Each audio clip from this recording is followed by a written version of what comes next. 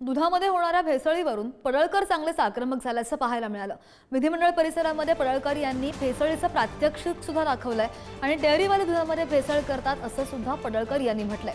शेतकरी दुधामध्ये भेसळ करत नाहीत, डेअरीवाले भेसळ करतात असं सुद्धा पडळकर यांनी म्हटलंय आणि त्याचं प्रात्यक्षिक दाखवतानाची ही दृश्य। मुंबईमध्ये तुम्ही सगळे रात्री घेतली, तुम्हाला आज जाऊ दिलं जात नाही, ते बाहेर आणून दूध देतात। मुंबईमध्ये तुम्ही सगळे राहताय, मुंबईमध्ये जे गोटे तिथं जाऊ तुम्हाला आज जाऊ दिलं जात नाही का?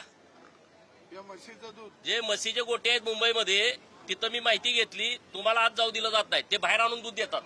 आणि किती बी गिरायकाल तर तिथं शेतकऱ्यांच्या दुधाला दर मिळाला पाहिजे म्हणून ही भेसळ थांबली पाहिजे। आता लोकांना तेवढी टीका दूध मिळत नाही।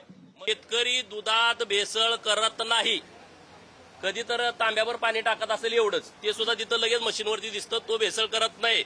हे डेअरीवाले एवढ्या मोठ्या प्रमाणात भेसळ करतायत आणि गब्बर झालेले आहेत आणि त्यामुळे ह्यांना पहिलं सगळ्यांना जेलमध्ये टाकलं पाहिजे, कारण हे शेतकऱ्यांशी खेळतायत आणि ग्राहकांशी खेळतायत।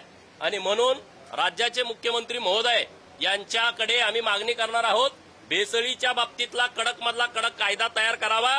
एका बाजूला शेतकऱ्याला दुधाचा धंदा परवडत नाही, याचं कारण की भेसळीचं दूध मोठ्या प्रमाणामध्ये स्वस्त दरामध्ये बाजारामध्ये विक्रेत्यांच्याकडे येत असतं, त्यांना मोठ्या प्रमाणामध्ये भेसळीच्या दुधावरती कमिशन मिळत असतं आणि एका बाजूला शेतकऱ्यालाही लुटायचा, ग्राहकालाही लुटायचा आणि आमच्या आरोग्याशी खेळायचं, असं या दूध माफियांचं या राज्यामध्ये चाललेलं आहे।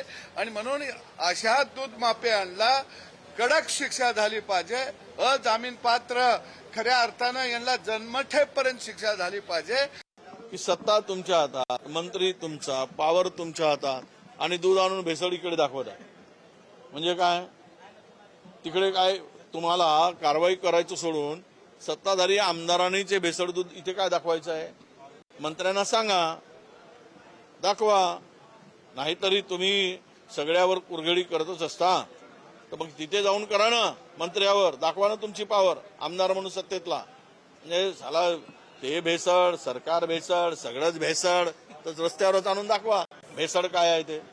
गोपीचंद पडळकरांनी अतिशय गंभीर अशा मुद्द्याकडे लक्ष वेधलेलं आहे आणि निश्चितपणे या दुधाच्या माध्यमातून जर लोकांना विष पाजण्याचा प्रयत्न होत असेल तर हे सहन करण्याचं कारणच नाही। या संदर्भात मी स्वतः जो आपला फूड अँड ड्रग्स विभाग आहे, जो आरोग्य विभाग आहे, अशा सगळ्या संबंधित विभागाची एक बैठक घेणार आहे आणि एक धडक कारवाई या संदर्भातली आम्ही करणार आहोत।